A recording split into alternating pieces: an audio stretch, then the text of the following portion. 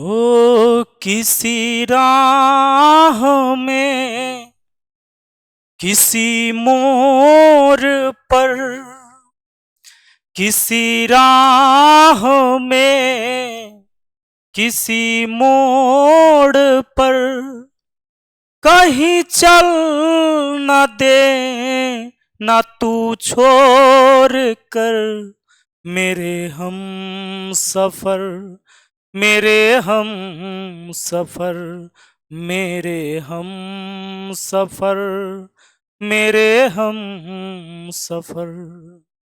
Hello दोस्तों, आप सभी का स्वागत है आपके अपने यूट्यूब चैनल मैथ मस्ती पर। दोस्तों मैं हूं विपिन यादव और ये एक सुंदर सा ये प्यारा सा गाना था जिसको मैंने कोशिश किया गाने का। बहुत शानदार गाना है। किसी राह में किसी मोड़ पर कहीं चल न देना तू मुंह मोड़ कर, तू छोड़ कर मेरे हम सफर, मेरे हम सफर। तो आज इसी गाने के साथ हम शुरुआत करते हैं आज की क्लास को। और हमारा टाइम स्पीड एंड डिस्टेंस का ये तीसरा पार्ट है। दो पार्ट मैंने आपको प्लेलिस्ट बना के नीचे डाल दिया है। एलपी टेक्नीशियन बैच 2024 के नाम से प्लेलिस्ट आपका बन चुका है। अगर आप बारी बारी से देखेंगे तो बहुत ही कंसेप्ट से मैं आपको बता रहा हूं, सिखा रहा हूं कि आप भूलेंगे नहीं इस चीज को। तो आइए, और जो भी रेलवे के सिलेबस में गणित के सवाल होते हैं ना दोस्तों, मैं वही करवाने वाला हूं। ये एनटीपीसी का भले ही सवाल है लेकिन ये एलपी टेक्नीशियन में भी पूछा जा सकता है। क्यों? क्योंकि देखो रेलवे के जो सिलेबस में मैथ के सवाल हैं उसी से आपको आरपीएफ में पूछेगा, टीटीई में पूछेगा, गुड्स कार्ड में पूछेगा, चाहे लोको पायलट में पूछ लिया या ग्रुप डी में पूछ लिया, एनटीपीसी किसी में भी एग्जाम एएसएम में पूछ लेगा। इसी से सवाल पूछे जाएंगे, जो उसके सिलेबस का है क्वेश्चन उसी से पूछता है। तो आइए आज टाइप 3 के सबसे पहले हम बेसिक कॉन्सेप्ट 5 मिनट पढ़ेंगे। बेसिक कॉन्सेप्ट पढ़ने से क्या होगा कि हम बहुत आसान तरीके से चीजों को समझ पाएंगे और सवाल तो फटाफट सेकंडों में करेंगे। सवाल तो सेकंडों में सोल्व होगा दोस्तों, लेकिन हमें कॉन्सेप्ट भी तो अच्छा से आना चाहिए ताकि हम बात को भूल नहीं पाए। तो सबसे पहला कॉन्सेप्ट आज का आपको ध्यान रखना है कि टाइम एवं स्पीड, अगर टाइम एवं स्पीड की बात करें तो टाइम एवं स्पीड एक दूसरे का उल्टा होता है। एक दूसरे का उल्टा होता है जी, एक दूसरे का उल्टा होता है। टाइम एवं स्पीड एक दूसरे का उल्टा होता है। समान दूरी के लिए टाइम एवं स्पीड हमेशा एक दूसरे का उल्टा होगा। मान लीजिए कहीं जाने में कोई एक जगह जा रहा है, ए और बी दोनों एक ही जगह जा रहा है और एक ही चाल है 5 किलोमीटर प्रति घंटा और बी की चाल है 4 किलोमीटर प्रति घंटा। तो इनके लगने वाले समय का जो अनुपात होगा जस्ट इसका उल्टा, 4:5। सोचिए ए का चाल 5 है, बी का चाल 4 है, यानी बी धीरे धीरे चल रहा है। जिसकी चाल कम होगी उसको समय ज्यादा लगेगा। बी का चाल कम है ए से, इसलिए बी को समय ज्यादा लग रहा है ए से। देखो ए का चाल ए का समय, बी का चाल बी का समय। ए के चाल से बी का चाल कम है, इसलिए ए के समय से बी का समय ज्यादा है। बात है समझ में? तो अगर चाल की रेशियो पता है तो हम समय का रेशियो निकालेंगे, सेकंडों नहीं लगेगा, सिर्फ पलट देना है। 5:4 को पलट दिया, 4:5 हो जाएगा। दोस्तों गौर करिए, ए का चाल सोचिए, अगर कहीं जाने में ए को बी से दुगना समय लगता है।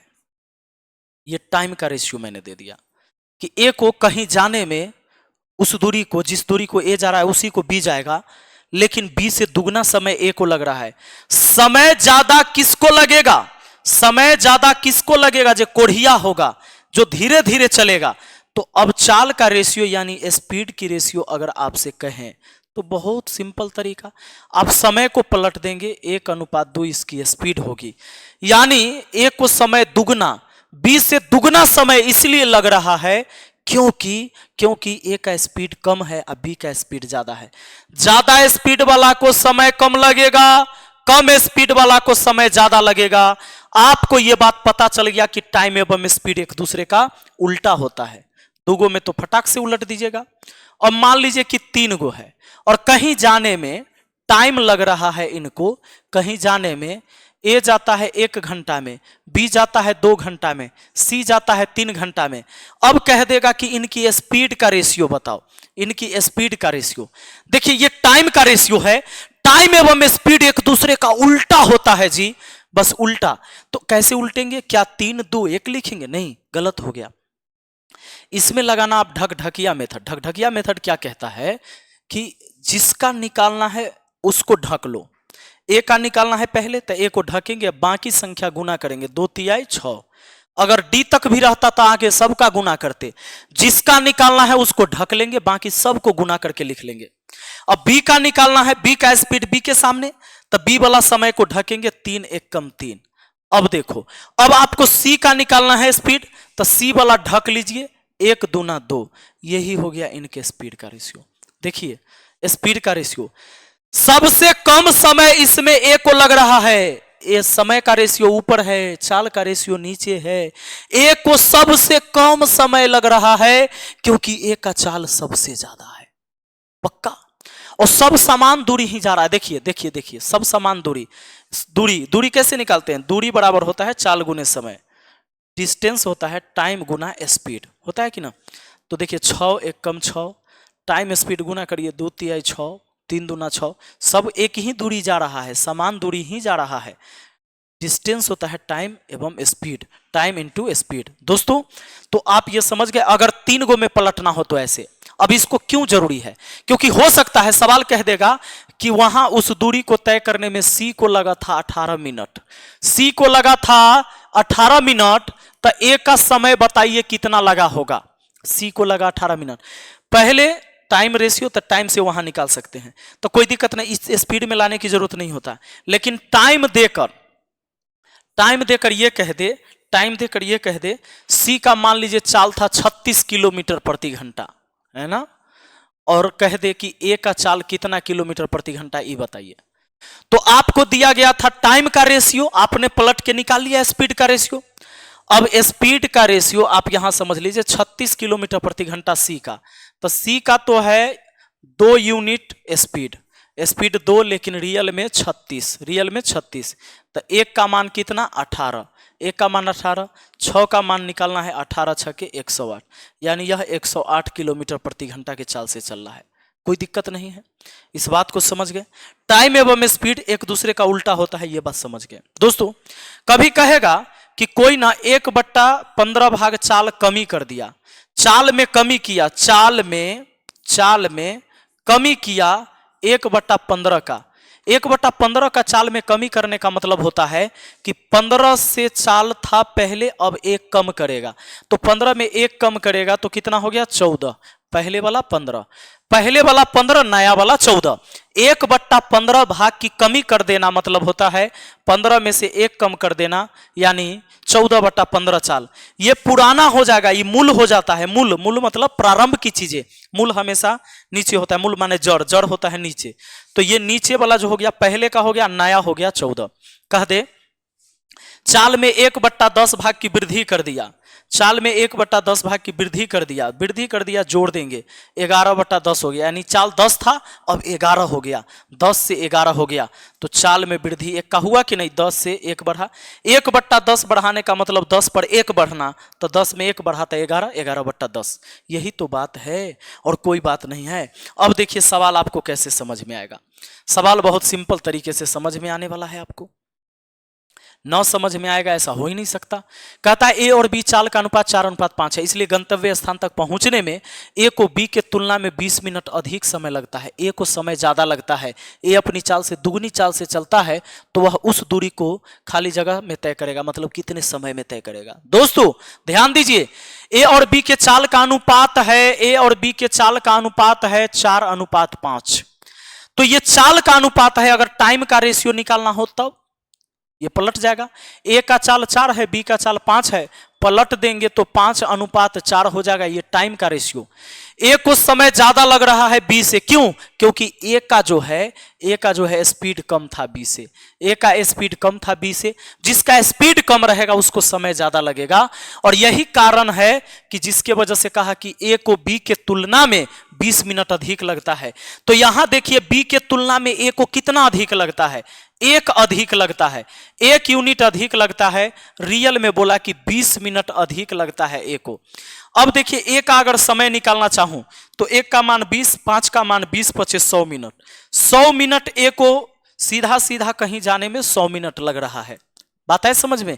अगर बी का निकालना है तो 20 चौके 80 मिनट, 80 100 में 20 मिनट का अंतर हुआ कि नहीं? हो गया। सवाल ये नहीं पूछा, सवाल कहता है यदि ए अपनी चाल से दुगनी चाल से चलता है तो वह उस दूरी को कितने समय में तय करेगा। चाल दुगना कर दीजिएगा तो समय आधा ना हो जाएगा। अब बताइए, कहीं जा रहे थे आप पहले जिस चाल से, उस चाल से अब दुगना चाल से चलिएगा तब पहले वाला समय से आधे समय लगेगा। यानी पहले 100 मिनट लगता था, अब 50 मिनट लगेगा। क्यों? क्योंकि आपने चाल दुगना कर दिया है, समय आधा हो जाएगा, 100 का आधा 50 मिनट। मुझे उम्मीद है आपको बहुत बढ़िया से यह समझ में आ गया होगा।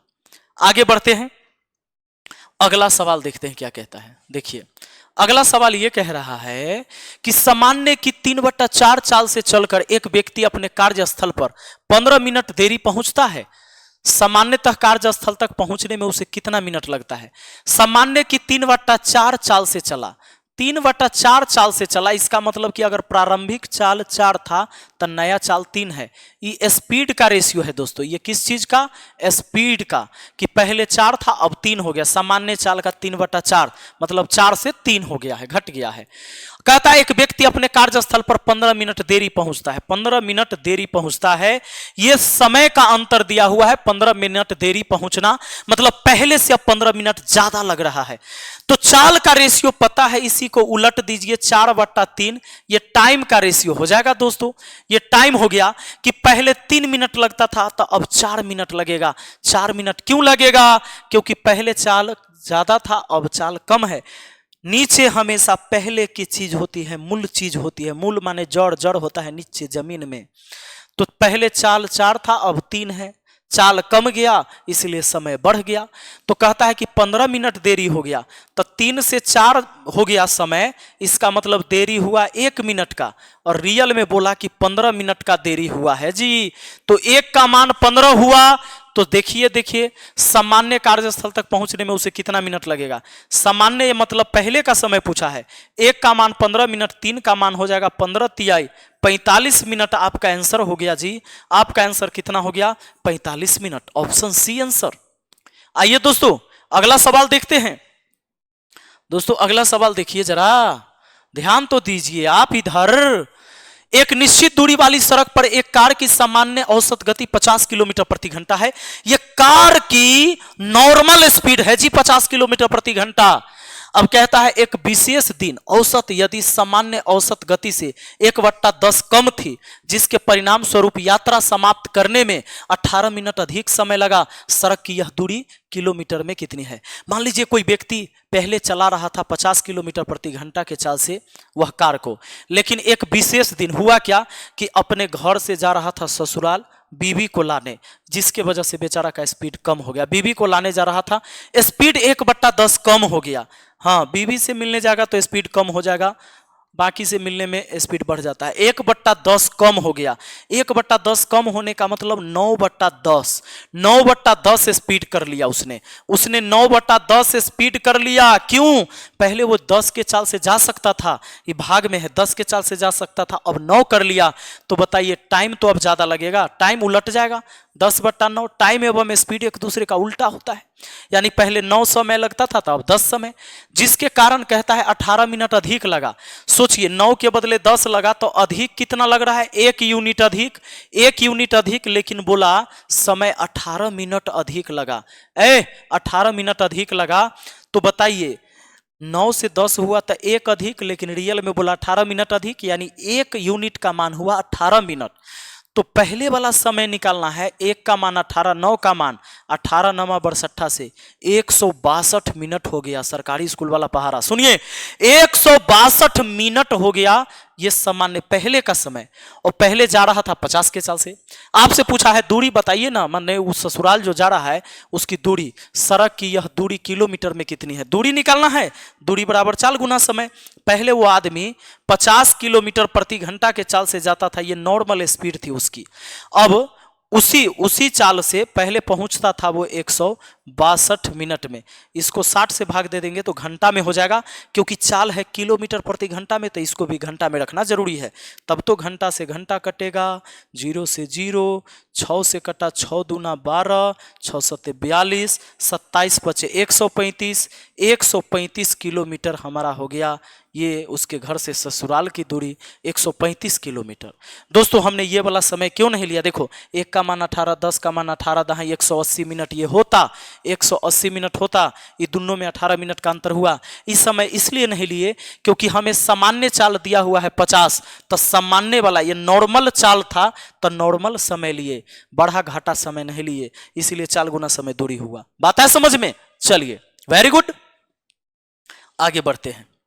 अगला सवाल, सवाल क्या कहता है? देखो, कार एक निश्चित समय में निश्चित दूरी तय करती है, कार 2 इससे आधी दूरी को दुगने समय में तय करता है, उनकी सापेक्ष गति का अनुपात ज्ञात करिए। देखिए, कहीं जाने में कार एक निश्चित समय में निश्चित दूरी तय करती है, और कार 2 इससे आधी दूरी को दुगने समय में तय करती है। मान लीजिए कार 1 था और कार 2 था, कार 2 था। कार 1 जिस दूरी को एक समय में तय करता होगा, इससे आधी दूरी को दुगना समय में, आधे दूरी को दुगना समय, तब पूरा दूरी तय करेगा तो 4 गुना समय लगेगा।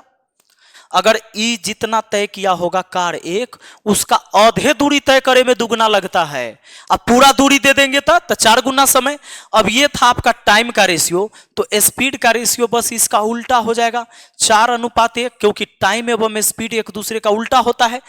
टाइम एवं स्पीड एक दूसरे का उल्टा होता है जी। आपका आंसर हो गया 4:1। अगला सवाल देखिए जरा, अगला सवाल देखिए जरा, अगला सवाल दोस्तों 5 नंबर। 2 बस 2 स्टेशन मुंबई और पुणे जिसके बीच की दूरी 300 किलोमीटर है से एक ही समय पर एक दूसरी के विपरीत दिशा में चलती है, और एक स्टेशन से 220 किलोमीटर की दूरी पर एक दूसरे को पार करती है, उनकी चाल का अनुपात बताइए। उनकी चाल का अनुपात बताना है। सुन लीजिए, समान समय में जो दूरी का रेशियो होगा वही रेशियो हो जाएगा आपके चाल का। समान समय में क्या होगा कि जो चाल का अनुपात होगा, चाल का जो अनुपात होगा वही अनुपात दूरी का हो जाएगा, दूरी का अनुपात हो जाएगा। देखिए क्यों, ऐसा क्यों? समान समय मतलब सोचो, अगर आप चल रहे हो 20 किलोमीटर प्रति घंटा के चाल से, ठीक है, और मैं चल रहा हूं 40 किलोमीटर प्रति घंटा के चाल से। इसका क्या मतलब हुआ? प्रति घंटा मतलब 1 घंटा में आप चलोगे 20 किलोमीटर और मैं चलूंगा 1 घंटा में 40 किलोमीटर। ये तो चाल है। अगर दूरी का रेशियो मैं कहूं तो कहोगे सर मैं तो 1 घंटा में 20 किलोमीटर चलूंगा और आप चलोगे 1 घंटा में 40 किलोमीटर, तो आप 20 किलोमीटर, हम 40 किलोमीटर। बताइए 0 से 0, 2 एकम 2, 2 दूना 4, यानी 1:2 में दूरी तय करेंगे 1 घंटा में, नहीं समान समय में। अगर आप करेंगे 1 किलोमीटर तो मैं कर लूंगा 2 किलोमीटर। क्यों? क्योंकि आपसे चाल मेरा दुगना है। तो देखिए ये दूरी की भी रेशियो हो जाएगी। अगर चाल के रेशियो को ही काट दिया तो 20 एकम 20, 20 दूना 40, 1:2 चाल का रेशियो था, लेकिन यह रेशियो दूरी का भी कहलाएगा, क्योंकि समान समय में 1 घंटा में आप 20 किलोमीटर चलेंगे, हम 1 घंटा में 40 किलोमीटर चलेंगे। काटे तो 1:2 हुआ, डिस्टेंस लिख के काटे। 1 घंटा में 20 किलोमीटर, 1 घंटा में 40 किलोमीटर। और अगर हम इस चाल को ही काटते हैं तो 1:2 हो जाता है, 1:2, 1:2।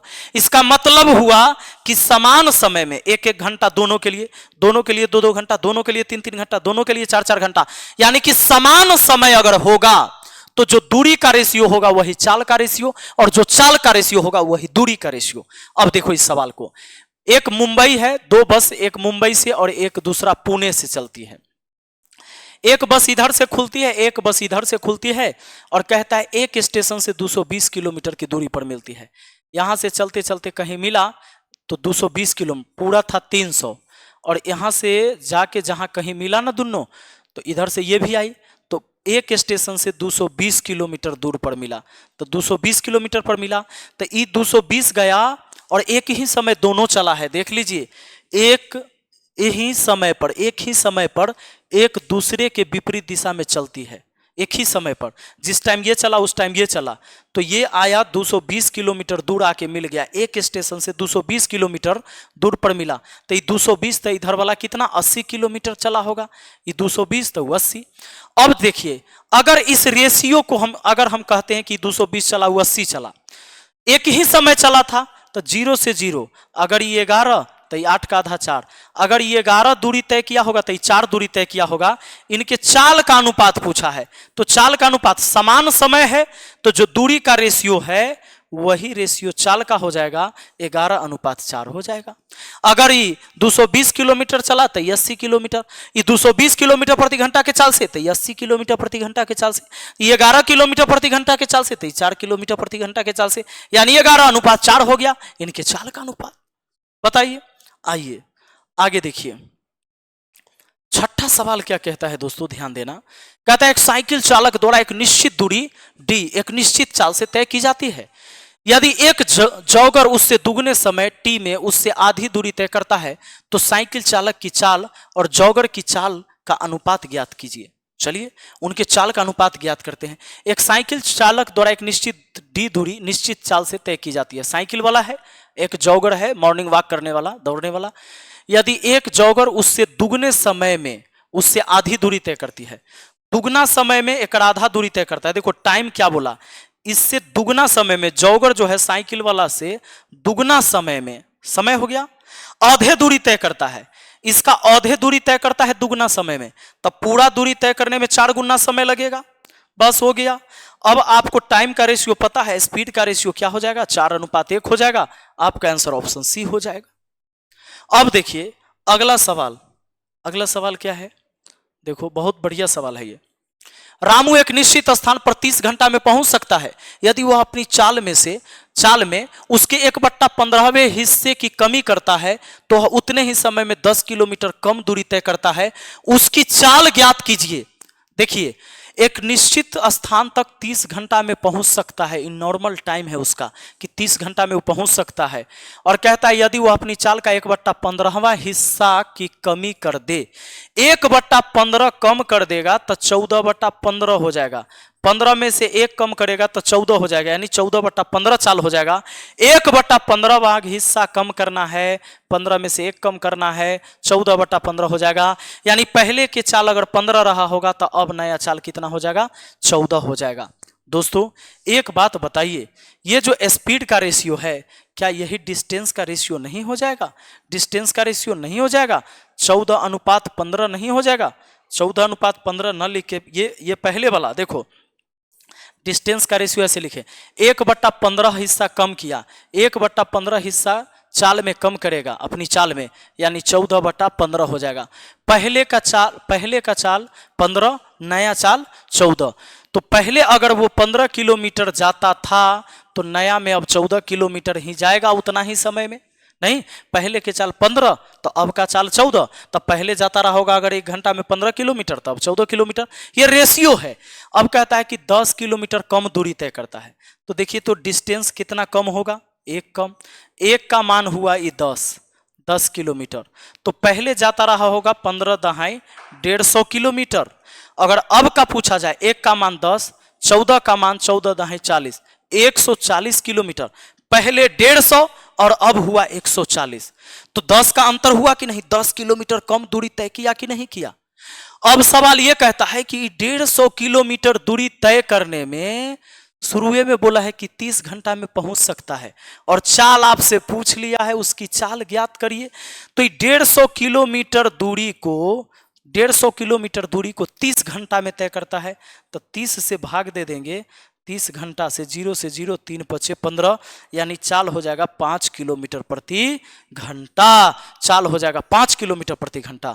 दोस्तों ये बात आए समझ में? चलिए, क्योंकि पहले का नॉर्मल टाइम हमको दिया हुआ था, इसीलिए हमने इसमें भाग दिया, 150 में भाग दिया, पहले वाला दूरी में भाग दिया। अभी का 140 किलोमीटर है दूरी, लेकिन अभी कितना समय लग रहा है ये नहीं दिया, इसीलिए हम इससे नहीं निकाले, हम पहले वाला से निकाले कि पहले 150 किलोमीटर जाता था, अब 140 जाता था। इसका हम इस्तेमाल नहीं करेंगे। 150 किलोमीटर जाता था 30 घंटा में, यानी 5 किलोमीटर प्रति घंटा के चाल से जाता था। तो दोस्तों मुझे उम्मीद है कि बहुत बढ़िया से ये चीज़ आपको समझ में आ गया होगा। इसकी पूरी एपिसोड की प्लेलिस्ट बनी हुई है।